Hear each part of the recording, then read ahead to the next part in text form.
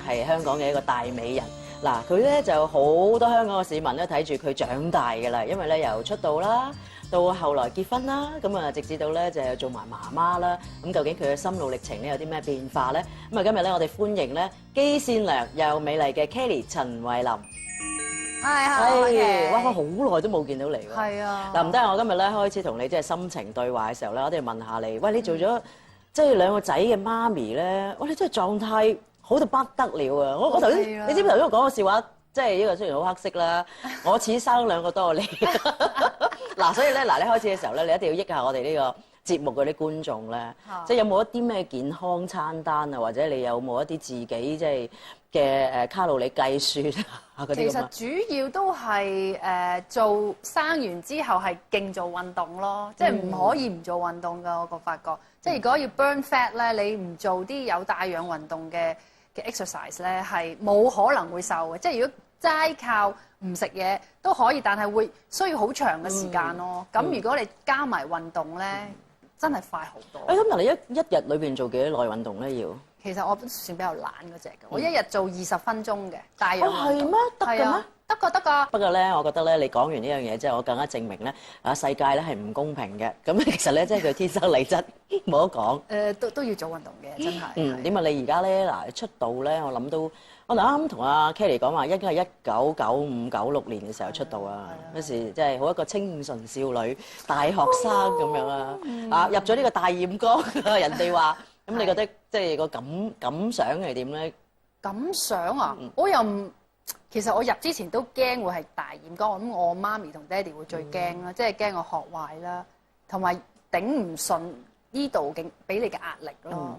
咁但係又 OK 喎，咁樣又入咗行咁耐，又都個路一路咁樣行，又我又唔覺得有好多咩壞嘅引誘喎。好老實講，可能啲人引誘我啊。係啊，點解咧？你覺得太多人可能忽略咗，即係太多人，我唔知喎。總之我又唔覺得好大染缸嗰啲嘢咯。其實咧，我真係覺得你由出道到而家咧，我覺得你性格其實冇乜點變嘅喎。都係咁相近。即係你都可能係好率性啊咁樣啊，即係有碗話碗啊，有碟話碟啊咁。都係嘅。但係你自己覺唔覺得咧？自己嗰個演藝路係幾平坦嘅？其實都平坦算唔算啊？即係都唔會有好多波浪咯。都 OK，可能啊。即係中間又搞到啲嘢好順咁樣咯，係。咁幸福咯，呢個係你福氣嚟㗎。係啊。因為咧，我聽到好多人講咧，就話咁要喺娛樂圈佔一席位啊，即係真係要去爭取㗎嘛。咁喺爭取嘅過程裏邊咧，當然有好多即係有啲古靈精怪嘅事發生啦。咁我哋咧睇唔少聽唔少咁樣。咁啊，當然我覺得呢個係其實翻去最基本咧，就係嗰個人自己有冇呢個質素，佢能唔能夠升任佢自己嘅崗位，做唔做到？咁啊做到咧，你自然有人會俾機會你。我覺得即係自身嘅努力係好緊要啦。嗱，雖然你個路好平坦啫喎，但我見到你咧真係好落力嘅喎。我覺得由出道嘅時候，你已經係你都好在意自己做得好唔好咯。係啊，可能係處女座關係啦，即係都你信呢份嘅？都係嘅，都盡量去做得最好俾人哋睇咯。即係自己有幾多嘅就盡量做幾多，唔係單間。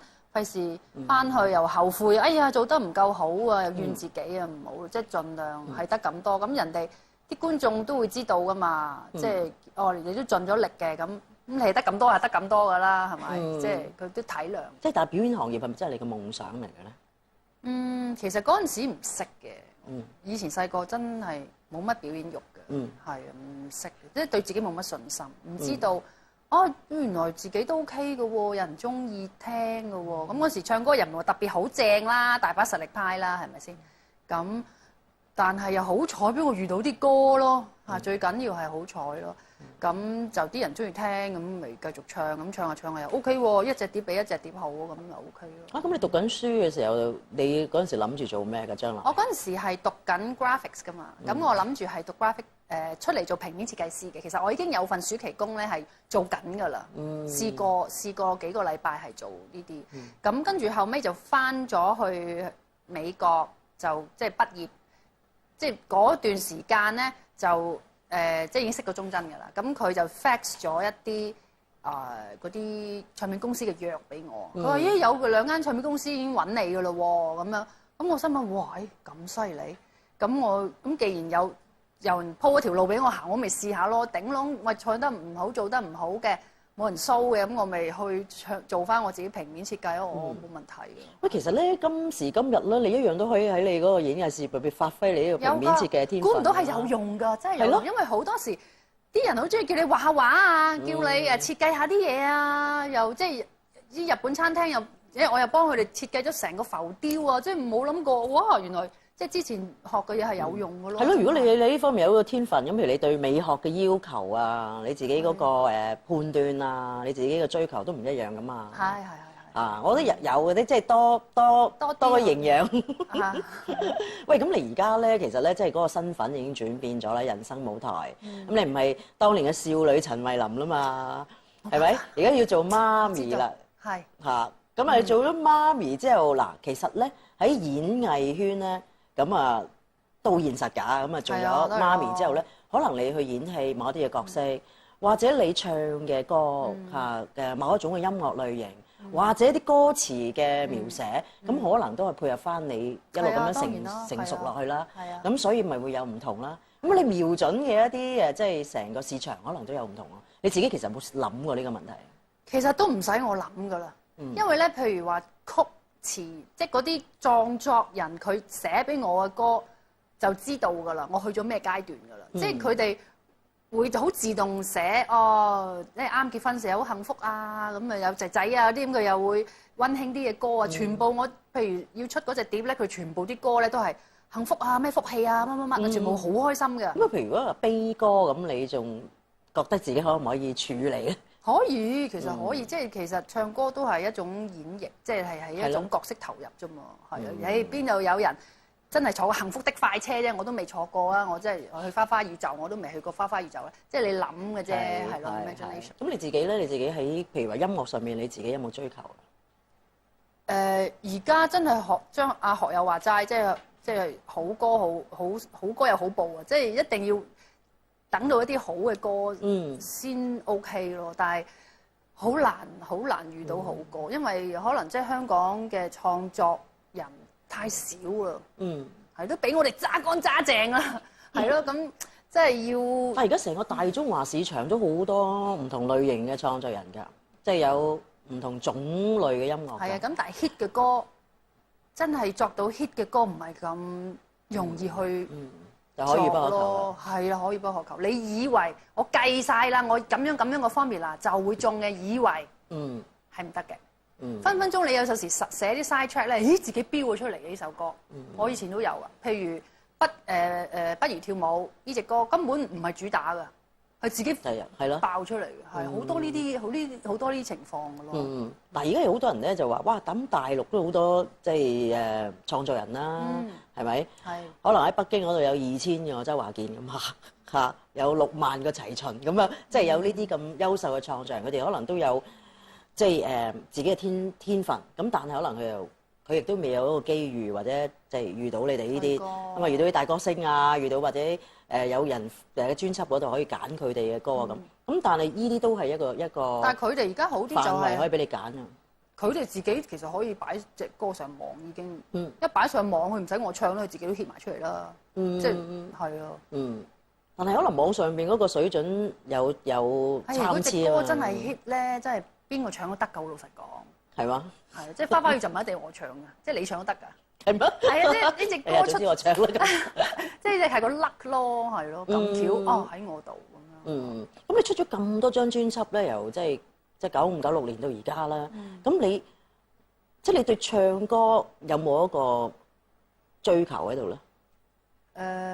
咁當然係希望我個即係唱嘅方法會達到個監製嘅要求咯，因為本身我已經唔係唱得好個 range 好闊嗰啲啦，即係普通啦 OK 啦，咁但係即係我都會希望自己可以唱得好啲，個 range 再闊啲，或者係 handle 到監製要求嘅嘢咯。因為你俾得佢越多，你嘅變化就越大咯。你成日 limit 咗喺咁窄就係得咁窄咯，所以我即係都會有學唱歌啊嗰種。咁有冇一種特別嘅，即係有冇一種音樂你係特別自己鍾情？我中意好多類型音樂，但係我把聲唔知點解淨係適合啲某幾種嘅嘢咯。即係我知道嘅，因為唱片公司 A&R 去幫我揀歌，我即係敷過幾隻咁多隻碟，我已經知道哦，佢哋一揀呢隻就覺得我係適合呢一類型嘅歌咯。我係知嘅，因為其實唔同嘅嘢我都試過，不過出嚟嘅效果真係好似結果係冇收錄到喺個碟度。嗱咁啊，你唱歌就係而家呢一種嘅色彩啦，繼續好陳慧琳風格啦。咁譬如電影咧咁樣，電影你覺得會唔會因為做咗媽咪之後咧，會對你嚟緊有機會揀角色嘅時候咧有咗限制啊？即係去到一個年紀啦，咁樣可能學你話齋，喂我唱歌都唔可以做少女啦咁。係當然。咁但係都有啲戲係會適合我呢個年紀嘅即係 artist 去做嘅。咁當然可能就不過而家個電影嘅主流都係男仔，即係男仔個戲係賣啲㗎嘛。咁所以係啊，永遠都係男。以前就係女人㗎嘛，而家就係男人，所以好多即係女仔都係只不過喺隔離陪襯下咁樣，係啊，咁所以已經係少㗎啦。即係男人嘅戲多，女人已經係少戲。咁仲要係即係學你話齋做，即係而家年紀大啲啦咁。不過而家又唔係，我又唔見到個市場話有好多嗰啲少女少男嘅戲，可能一年得一兩部咁樣，就唔會話特別多咯。因為唔知係咪即係所有嘅人都一路成長。即係啲戲其實，即係如果而家有個角色叫你做媽咪，你唔會介意嘅？唔介意，係咯，冇所謂㗎。做癲嘅都得，點解做媽咪唔得咧？即係得。但係你拍咗咁多套戲，你最中意邊套咧？自己最中意邊套啊？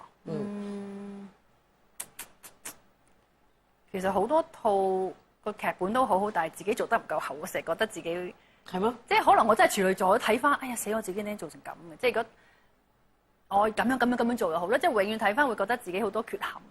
係咯。所以你即係講唔到邊一套你自己最中意嘅？最中意即係稍為滿意啦。如果做得比較好嘅咧，我覺得同《竹野內豐》嗰套咯，做得係好嘅，因為係有可能有個日本嘅導演，佢教嘅方法有少少唔同。我係做得幾好，即係比較平均啲咯，做得。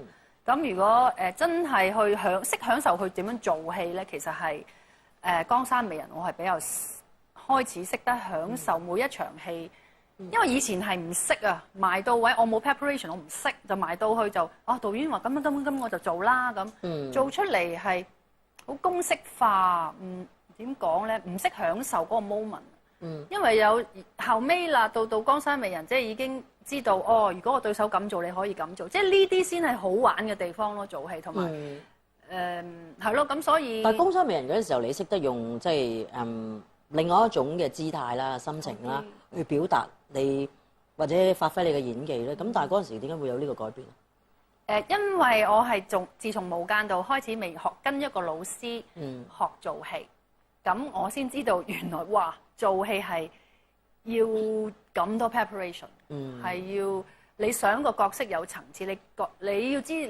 俾人知道你係有戲喺入邊，你真係要有戲咯，唔係 blank 咁樣對眼。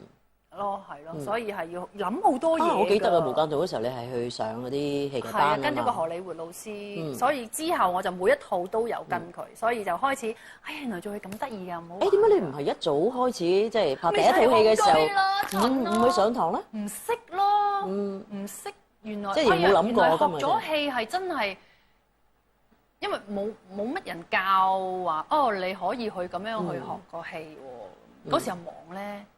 你知全日唱歌，一年出3、4、5隻碟，忙到瞓都唔掂啦！真係冇諗到咁多嘢啊！即係只要有工作咧，就盡量爭取去做，就純粹係咁樣。咁但係頭先你提到咧，同《竹野內豐》嘅時候，個日本導演咧，覺得佢同中國導演有咩分別咧？即係喺引領你哋拍戲嘅時候，佢可能執得好細啲嘢，因為反而我係點樣觸動到我知道要學戲咧，要 design 呢個角色咧。哇！真係奪啦，做到嗰套戲先知道，就係咧，我見到佢教竹野內豐做戲啊，我見到佢，乜原來可以咁樣㗎？咁我知道，原來可以咁，點解我自己唔咁樣咧？咁跟住後尾就翻到嚟都差唔多演無間道啦，跟住我就要學戲啦，係咯。其實咁即係話你係從嗰個日本導演即係啟蒙嗰次。係啊，都可以。我覺得竹野內豐嗰陣時已經係大明星嚟㗎啦喎，咁你所講嘅教做戲係點樣咧？佢有冇教埋？即係每一場佢都有，但係佢嗰場嘅教都要做得好咯。不過可能佢嗰套佢嗰個場戲係要需要咁樣嘅發揮咯嚇。即係真係好細微嘅地方咁樣。係啊，指導語氣啊、速度啊、手勢啊，好多嘢。咁竹野內豐就好服從啦，一定係。係竹野內豐好 nice 係。咁你教你嘅時候，你又好服從啦。咁你兩個咁啱就可以。係 OK，好順利咁樣。係。咁啦，但係你後來啦，你拍完《江山美人》啦，咁啊開竅啦，知道咩係拍戲啦咁樣。咁對你跟住後期嗰啲電影都應該好大幫助係嘛？後期我都冇咩。你讀咗幾耐啊？你嗰個講生仔啦，結婚生仔啦。咁你但係你結婚生仔有冇係你自己計劃之內嘅咧？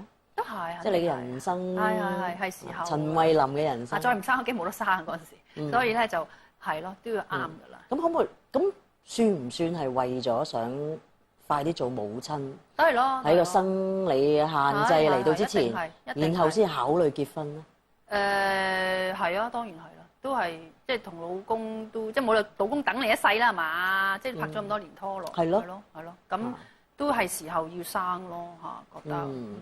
你真係咧，我覺得咧，我話陳慧琳係一個異數嚟㗎，即係我覺得你真係，其實我到而家都諗唔到一個咩形容詞去形容陳慧琳嘅，因為咧你嗱，當然我哋係觀眾啦，我哋眼睇到嘅你嘅路好寬闊啊，好康莊啊，好平坦啊，咁你嘅事業都發展得好好啦，亦都有成績啦，包括喺電影同埋唱歌。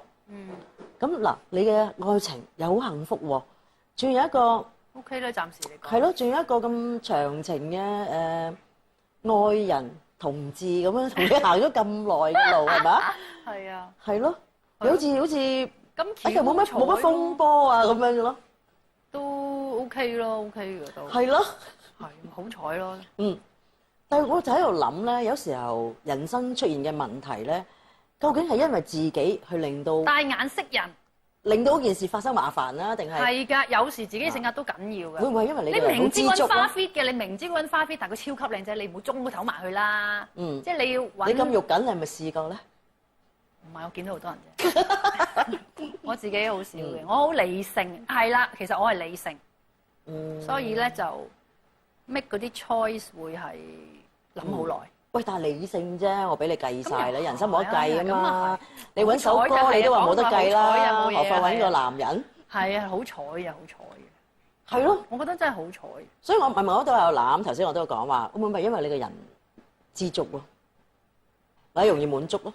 容易滿足，所以你就唔會去有太複雜嗰個思想。我都唔知啊，可能係滿足又好彩咯，係啊，好彩咯。咁你成日提俾人你冇俾人過啊嘛？陳慧琳俾人係啊，好驚俾人嘅真係唔知點解。點解咧？咁唔係自己控制到啊嘛，俾人嗱喺呢個圈咧就好多人就話就係好複雜嘅，因為咩人都有啊。其實咧個社會都係一樣，咩人都有啊。只不過咧，因為喺呢個圈咧，即係大部分都係名人，大家即係或者係有一個即係名嘅人。咁所以就俾人咧覺得咧就係容易受到關注，係啦，關注咁就可能突然間佢一舉一動飲杯茶咧都放大揾個顯微鏡去睇啦，咁呢個亦都係藝人咧就要承擔起呢個成名嘅代價啦。咁就係因為呢個圈有佢嘅複雜性，所以咧陳慧琳嗱，你雖然話我做好自己本分啊咁樣，咁多年嚟咧有冇人去企圖你嗱？不過你有咁好嘅經理人啦，嗱應該係話。不如咁好難到忠貞嘅，係咯，我覺得你經理人我好易嘅，係咯，唔到忠貞對牙。其實今日應該訪問忠貞呢個。係啦，冇錯。唔係，即係咧嗱，譬如話你交，唔俾人咧？唔好話即係都係係其中一種啦。應該係話咧，好計較利益衝突。係咯，好計較有冇着數啊？咁依樣嘢好現實啦，一定好現實啦。咁有冇啲同你交朋友嘅人啊？即係因為你係陳慧琳，所以同你做朋友。即係冇真心可言啊！亦都有咁多嘅競爭對手，就係咪？我又唔諗。即係其實你嘅性格咧，人哋憎你，你咪唔知嘅咧。唔知啦。所以咪咯。唔知㗎。即係。譬如可能有人同你喺你後邊説三道四，你咪你係知道扮唔知啊，定係就真係唔知咧？真係唔知。咪即係如果有人真係好憎我，都會有人會講翻俾我聽嘅。咁啊都唔算多，冇乜敵人嘅。我呢個圈度，我又唔會去特登去串人，又唔會特登去落人個面，我又唔會講啲咩嘅。但係你會唔會防備啊？其實我就冇乜，不過鐘真會幫我隔晒。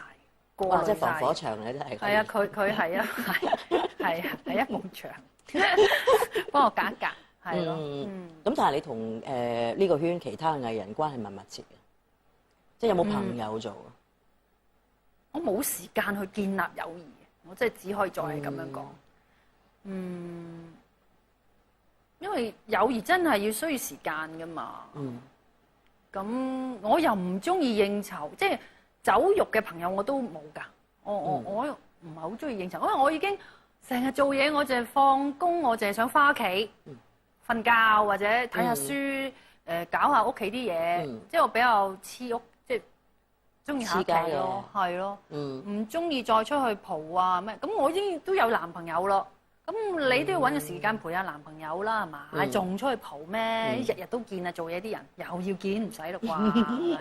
咁啊，但係有時有啲即係友誼嘅交流，咁可能要出嚟飲杯咖啡啦，唔好話蒲啦，飲杯咖啡咁樣，即係你冇嘢呻啫，咁或者個人話啊，我真係陳慧琳好想同你做朋友，佢呻啊咁樣，你同佢分擔。冇人想同我做朋友啊，好老實講。嗱，因為點解我咁問你咧？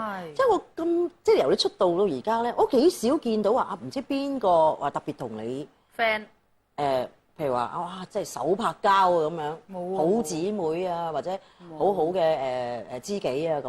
冇乜。你又好似你又好似好多朋友啊，但係你好似有距離嘅其實。同佢哋。我唔通真係好有距離？唔係啊，可能我咪拍劇拍戲少啊，因為咧其實咧好多時咧拍戲或者拍劇咧，你長時間對住嗰一班人咧，友誼會好啲。真係㗎，即係譬如我嗰陣時去拍深田恭子同佢一齊拍日本個劇，我喺日本真係喺度成個月，咁咪同佢 friend 咗咯。咁但係嗰排 friend 啫，咁完咗我飛走㗎啦嘛。咁佢飛嚟香港又揾過我，但係你耐咗就冇 keep in touch 咯。所以可能因為你有男朋友一路都，可能因為你已經咁忙啦，咁你已經冇時間去同佢一齊有二人世界。咁你一做完嘢你就可能即係投入佢懷抱啦。咁係啦，係咁嘅原因嘅啫。得啦，即係我哋已經研究出咗你嘅死因啦，冇朋友嘅死因係啦。即係一個咧就要經理人啦，即係防火牆忠貞嘅珍姐。另外一個就係一定係個老公，又係防火牆，係啦，防火牆。即係哇！咁你有冇見過一部電腦裝2個防火軟件嘅？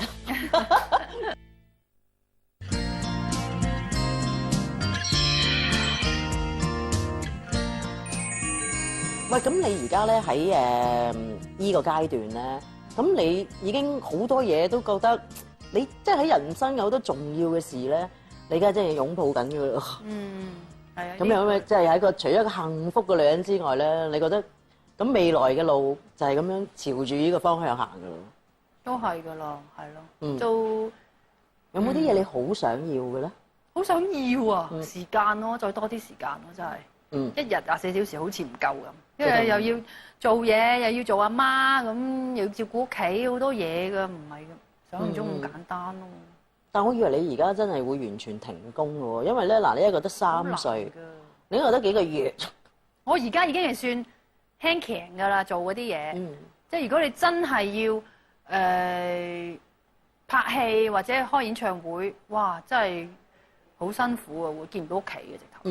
係啊，因為我開演唱會，每一次演唱會咧，即係好啲人 expect 我跳舞啊嘛，快歌啊嘛，咁你排舞，哇，嗰度2個半鐘頭裏邊，你要排好多隻舞咧，哇！我嗰陣時開演唱會咧係一日喺個排舞室度係8個鐘頭啊。真係唔使翻到屋企，仲要對住塊鏡跳，唔係就唔記得晒㗎啦。即係不停咁跳，所以而家我好怕去開演唱會，就係唔想見唔到啲細路喎。同埋你個心態咧，即係唔止霸佔咗你個時間喎，即係你嘅成個心態要好專注喎。係啊，要記好多嘢咧，都幾辛苦。演唱會咁咪咯，我就以為你，拍戲我就以為你應該呢個階段係完全停工，即係完全全職做你嘅家庭主婦啊嘛。又好難，呢一行冇得停工，一係你就絕職，一係你就即係都要出嚟做下嘢咯。點解咧？休息下唔得咩？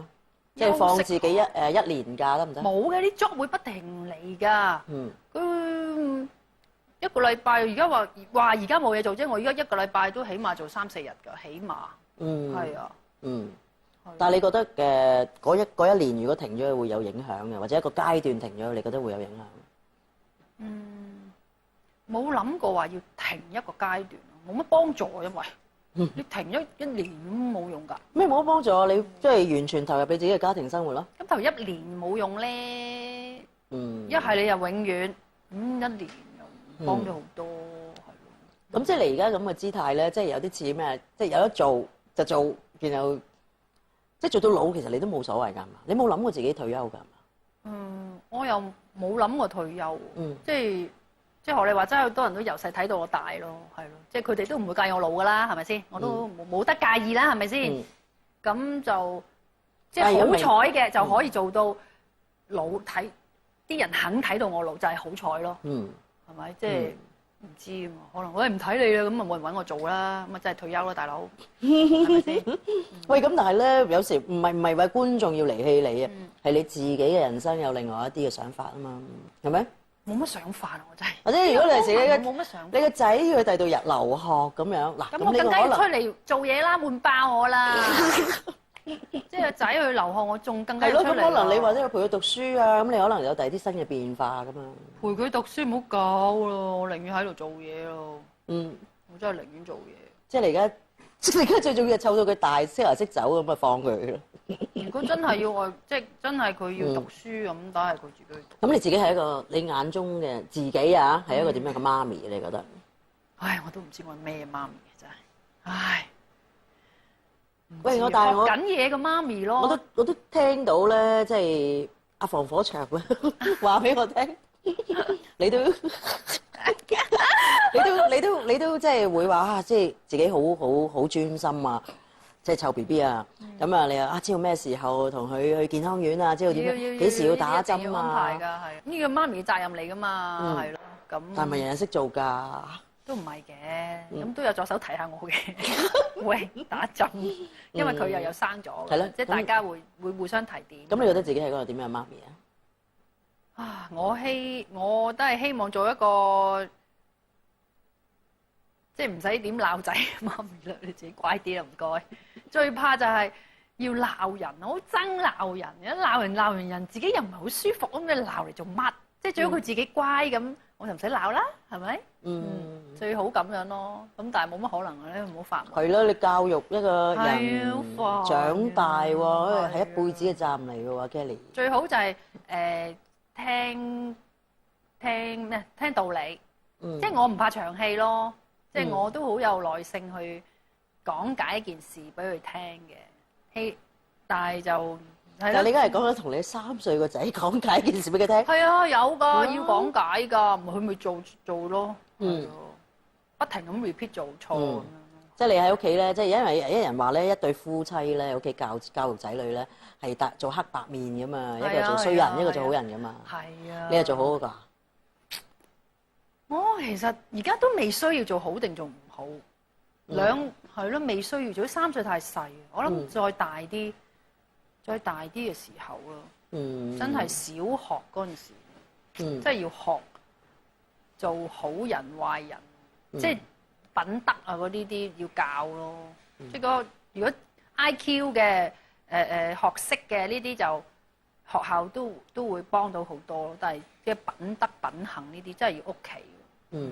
喂，但係做呢個母親嘅角色咧，喺你人生有咁大嘅轉變啦，咁又係你自己好渴望做呢個角色，演呢個角色㗎嘛，係咪？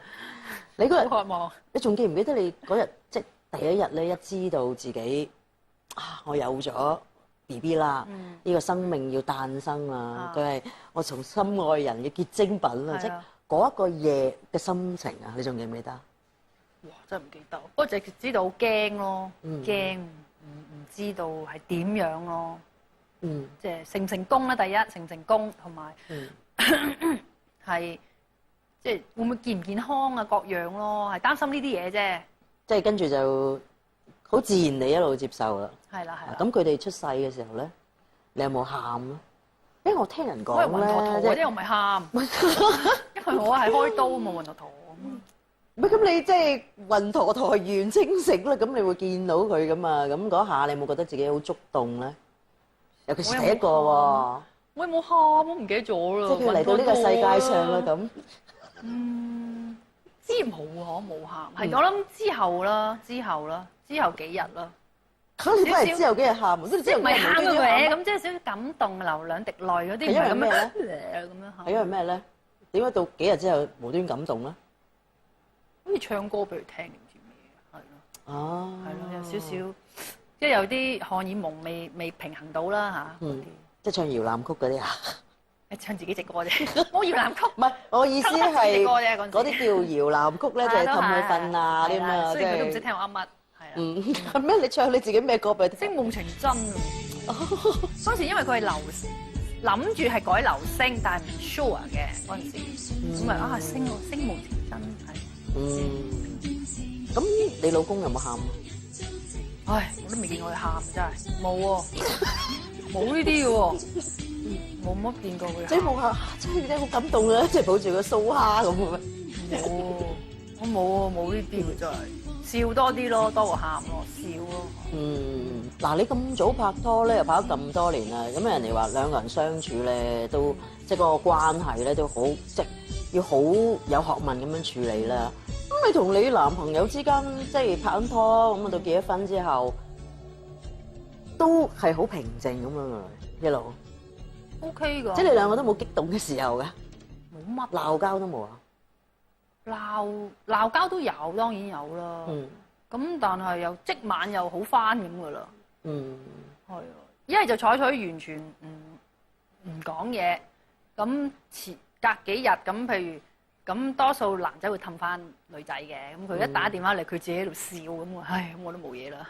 係咯，即係其實你咁樣一早就冇嘢。其實我冇嘢嘅，係啊，扮要攞翻個面，其實係是但啦。啊，你呢種咧，即係你 EQ 咁高咧，係咪你因為？你嘅家庭教育有冇影響咧？細個嘅時候，即係我講童年啊，或者你可能我爹哋 EQ 幾高。我爹哋係 EQ 高，我未見過佢發脾氣。真係未見過。即係除非你做咗曳嘅嘢去鬧你，但係無厘頭鬧發脾氣嗰啲咧，未見過。真係未見過。我諗呢啲都係真係有基因嘅遺傳嘅。我都覺得有少少。係啊，可能你第時個仔真係好冷靜嘅。我希望佢真係 EQ 高。而家3歲嗰度4歲好冷靜。咁你而家都發現到㗎嘛？你湊佢嘅時候，我淨見佢一個。你有冇聽過人哋講3歲定80咯？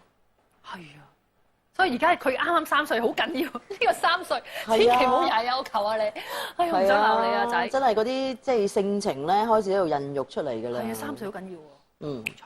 同埋咧，我聽嗰啲即係嗰啲兒童專家咧話咧，佢3歲開始咧編織緊佢而家童年嘅記憶㗎啦。即係佢將來30歲嘅時候、60歲嘅時候，佢記得嘅童年咧就由3歲開始。咁我會俾啲好好嘅 memory 佢，佢自己唔曳得㗎啦。咁你同你老公之間有冇即係對啲仔女有冇啲咩計劃㗎？計劃都有㗎，譬如讀書方面就即係因為爸爸就希望佢入香港 local 嘅學校咯，學中文咯，因為爸爸佢唔識睇中文，佢覺得喺即係即係好辛苦啊！而家睇即係要學中文好辛苦，咁佢覺得仔仔應該即係細個就開始學中文咁樣，即係識寫啊咁樣嗰啲。就咁你自己咧？你有乜主張啊？唉，我個主張就係唔好讀咁多書啦，唔好咁辛苦。嚇？點解啊？好怕又呃佢做功課，又幾廿萬樣功課。不過咧，咁要接受教育㗎，係咪先？要增進知識㗎。我知，但係唉，做阿媽嘅梗係唔想個仔成日都做功課，邊有媽想呃自己個仔做功課，就想開開心心周走周圍玩噶嘛。不過冇辦法咯，即係香港嘅教育係咁就要面對㗎啦，係咯，唔係即係冇競爭能力咯，又驚呢樣。有時係我諗我個責任係教佢點樣去待人接物咯，呢樣嘢咯，品行品德。因為有時你雖然你係蠢蠢地或者咩，但係你個人好咧，喂人哋會幫你嘅真係。如果你扮晒醒咁樣，但係你品德差咧，人哋就踩到你兩腳。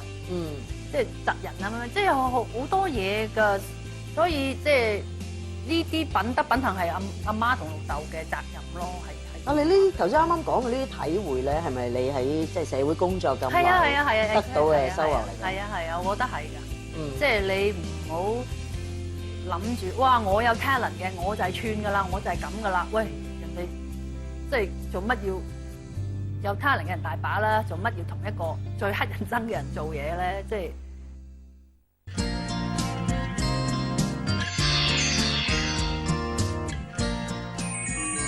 即係你今日坐低咁同你傾咧，我唔知原來你啲心裏邊有呢一啲想法㗎喎。係啊，要真係詳細咁樣傾。因為點解咧？即係講個真心話。係。其實嗰陣時電台咧，好多人咧一提起陳慧琳咧，尤其你出道嘅時候啊，佢話陳慧琳有錢女啊，出嚟唱歌賺錢買花帶啊，佢好命，咁好條件。嗱，真嚟嘅，即係陳慧琳出嚟嘅時候咧，全世界都話係大美人林青霞第二。啊，你自己聽到呢啲即係稱讚你嘅美譽啦。有。咁你家庭環境亦都唔錯啦。仲喺美國即係留學翻嚟咧，你真係即係所有幸福於一身。咁然後仲要加入即係一個演藝圈啦，就成為大家即係眼前嘅焦點。但係你又要即係發到亮一嘅咁你又真係得喎。咁你諗下，但係所以嗰陣時大家係覺得，你都唔知會做幾耐嘅，唔係話你嗰個工作能力，而係你有咁好嘅條件，咁好嘅一個即係生活環境，大家覺得你都唔自在啊，因為可能娛樂圈都好多人俾人嘅感覺就係好努力揾錢啊，尤其是香港啊，咁咪覺得你都即係打風流工我哋講，咁所以覺得有錢女咧，嗱呢啲係我覺得呢啲係歧視嚟㗎嚇，嗱啲有錢女咧。個腦咧唔諗嘢嘅，總之咧有水飲水，有汽水飲汽水，有酒飲酒，咁啊冇所謂嘅，一日日就好開心就過啦咁。咁而往後嘅一個階段咧，又見到你好似你好多嘢冇乜所謂咁，但係因為大家唔了解你啊嘛，唔知道你嘅本身嘅性格係冇所謂，定係唔稀罕嗱兩樣嘢嚟噶嘛。咁可能唔知係咪即係媽咪嘅原因咧，佢都會教我哋即係做事，即係盡力去做，同埋做一啲你決定咗去做，你唔可以唔好後悔咯。咁所以就係即係我接嘅 job 啊，我都一係就唔接，接就一定要做到最好咯。係，即係呢樣咯。咁可能啲人又見到你都幾搏喎，即係幾努力喎，咁都會即係俾翻幾分薄面睇下你啦，咁啊即係都會啦，係咯。咁呢樣嘢就真係都係好重要嘅，即係尤其是而家你分享你而家呢個經驗。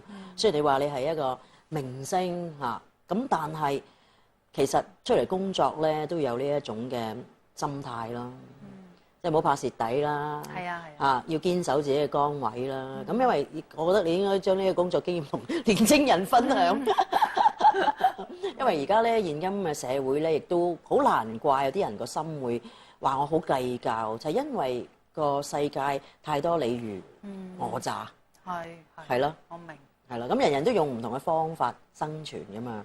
不過今日咧，我聽咗陳慧琳講頭先以上嗰番説話咧，原來佢知道人間疾苦，都係知嘅，係咯。咪因為好似你一路係一個好溫室啊，入邊嘅小花啊，喺金鐘罩嗰度生活噶嘛。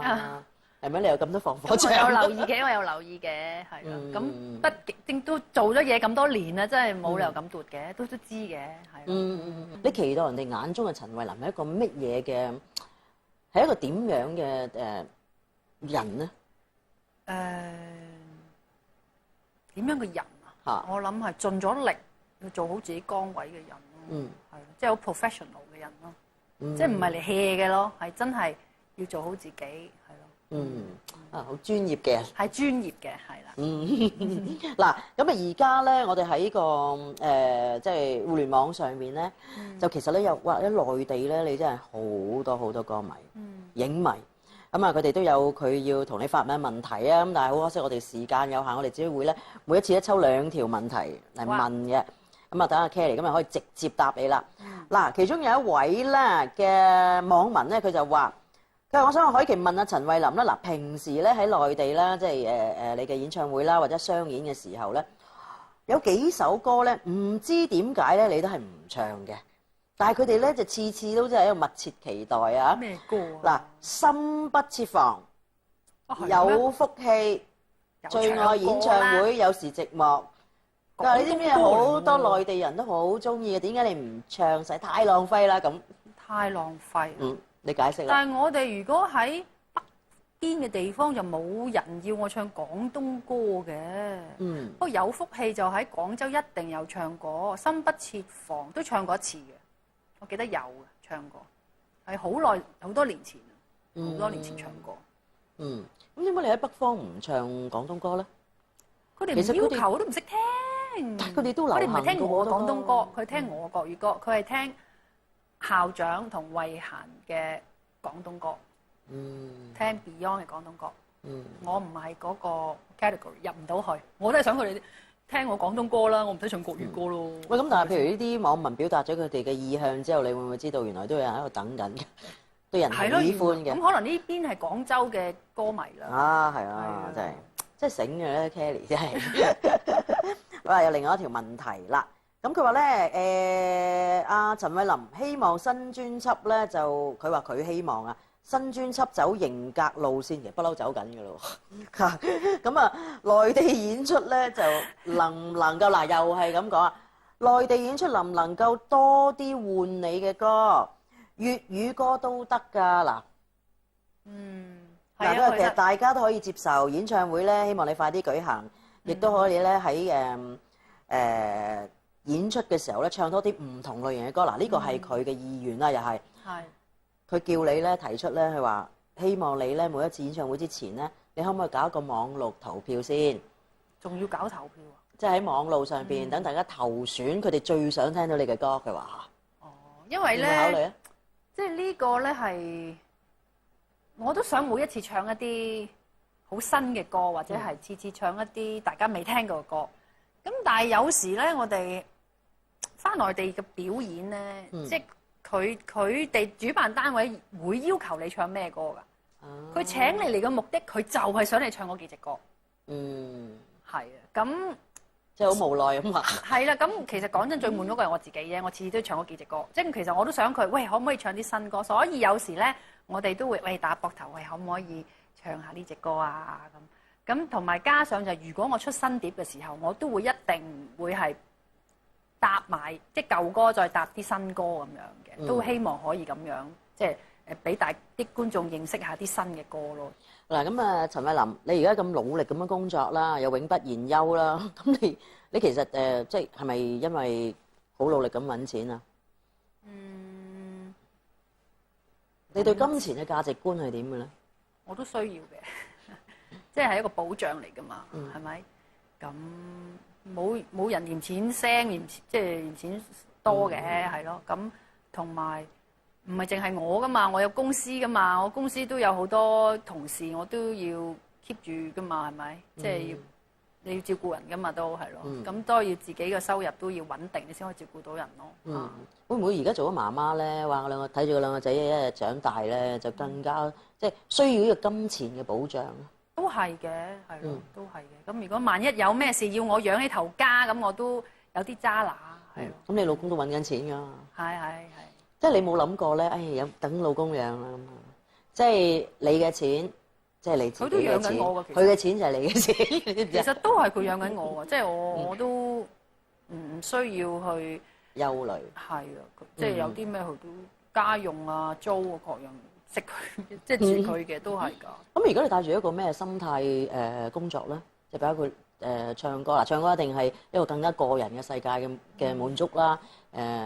但係你話電影嗰啲咁樣，其實你都係可以自由選擇㗎咯喎。係啊，即係咁始終而家我呢份工作，我係覺得係一個 career 嚟嘅咯。咁你要即係都要保持住咯嚇，就唔咁我又怕悶嘅一個人，我又唔會話即係都中意做嘢嘅。講真嚇，不過就因為你喺做嘢嗰度攞嗰份滿足感又唔同你喺屋企嘅。係啊，即係兩樣嘢嚟嘅嚇。你好享受工作嘅，算唔算狂啦你？以前都狂地，同事話狂地啊，係以前都仲誇，因為以前我唔需要考慮咁多嘢啦嘛，即係自己一個單身。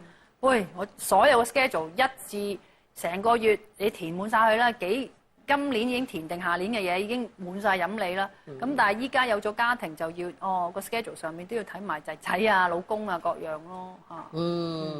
嗱，所以大家咧就知道咧，陳慧琳成功嘅原因咧，除咗佢喺節目嗰度咧，即係講述咗佢自己嘅一個體會啦，譬如包括咧自己唔計較啦，自己要勤力啦，要專注啦，要做一個專業嘅藝人啦。咁呢個我覺得係好重要嘅，亦都係態度非常好，所以咧佢先可以得到咧佢自己咧咁豐盛嘅收穫。我相信一分耕耘一分收穫嘅。係啊，絕對係。或者可能到一個階段時機未到，但係當機會嚟到嘅時候，然後你已經準備好啦，咁你先可以展翅高飛。係啊，絕對係。咁啊希望你要繼續咧，好好去擔演你嘅即係做媽咪嘅角色。係啊。臨尾咧，我真係想問你咧，你會唔會再追咧？繼續，我真係咁享受做媽咪，你會唔會我想要多個女啊咁？我諗我又唔係話恨女恨到要再去搏多個咯，因為如果你生出嚟係仔咁點先3個仔啊？我追應該唔得啊！我追唔到佢哋啊！你知唔知即湊仔？我聽人講係好辛苦，因為佢哋精力旺盛啊。咁如果2個，即係嗰個仔未大啫。哇！佢大咗2個，哇！我真係可以一隊足球隊都得㗎。唔得，我肚唔掂啊！我肚唔係咁勁嘅真係。即係冇呢個計劃嘅。冇啦。即係如果佢要嚟嘅天意。係啦，係咪咁啊？係啦，絕對係咁。嗱咁我諗咧，我哋今日咧呢個對談之後咧，我哋要即係向阿陳慧琳學習一樣嘢，就要學習咩叫隨遇而安。係啊。咁啊，多謝你啊。OK，thank you，唔該晒。